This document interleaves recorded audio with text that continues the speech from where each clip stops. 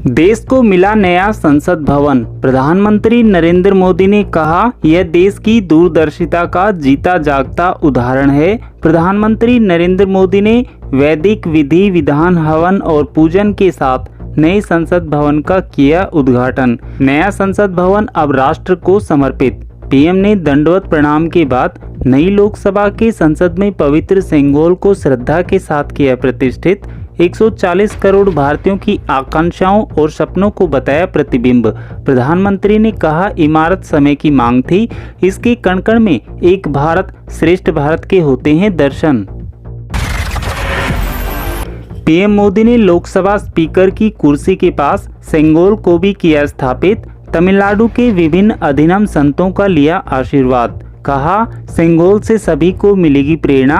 प्रधानमंत्री नरेंद्र मोदी ने नए संसद भवन से वित्त मंत्रालय द्वारा तैयार किए गए 75 रुपए के विशेष सिक्के किए जारी। प्रधानमंत्री ने नए संसद भवन से स्मारक डाक टिकट भी किए जारी।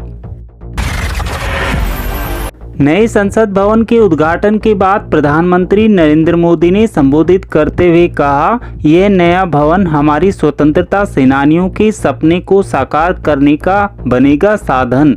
ये नया भवन आत्मनिर्भर भारत के सूर्योदय का बनेगा साक्षी। ये नया भवन विकसित भारत के संकल्पों की सिद्धि होते हुए देखेगा। नया संसद भवन के उद्घाटन के अवसर पर राष्ट्रपति द्रौपदी मुर्मू और उपराष्ट्रपति जगदीप धनखड़ ने दिया संदेश। राष्ट्रपति ने संदेश में कहा, संसद के नए भवन के उद्घाटन का ये अवसर भारतीय इतिहास में स्वर्ण अक्षरों में रहेगा दर्ज। राष्ट्रपति द्रौपदी मुर्मू ने इसे देश की लोकतांत्रिक यात्रा में महत्वपूर्ण बताया। प्रधानमंत्री नरेंद्र मोदी ने अपने मासिक मन की बात रेडियो कार्यक्रम के 101वें एपिसोड में लोगों के साथ साझा किए अपने विचार। पीएम ने अपने संदेश में संग्रहालयों का भ्रमण करने और इसके जरिए अपनी विरासत से जुड़ने का देशवासियों से किया आह्वान।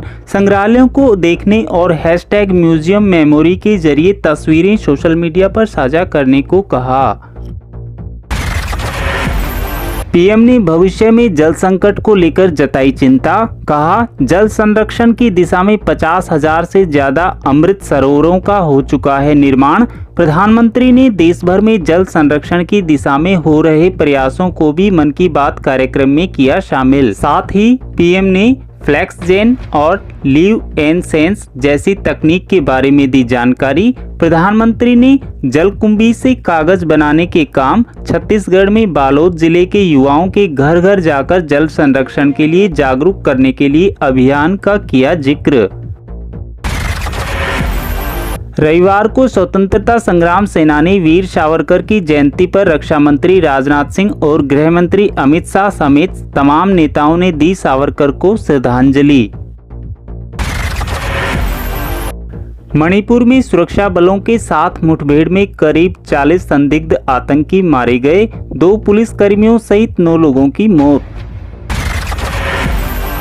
भाजपा शासित मुख्यमंत्रियों और उप मुख्यमंत्रियों की पार्टी मुख्यालय में बैठक पर विभिन्न मुद्दों पर मंथन।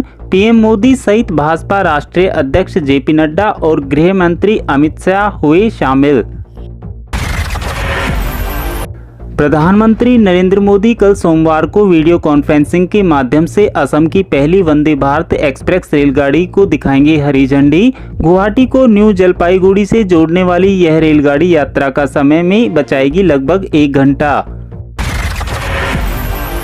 शिक्षा, कौशल विकास और उद्यमिता मंत्री धर्मेंद्र प्रधान रविवार से सिंगापुर की 3 दिन की यात्रा पर।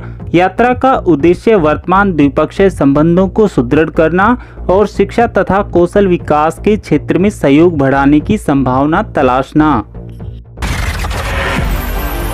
दिल्ली के जंतर मंतर से पहलवानों का रविवार को 36 दिनों का धरना खत्म। जंतर मंतर पर जोर आजमाइश। पुलिस ने पहलवानों को दी शिकस्त।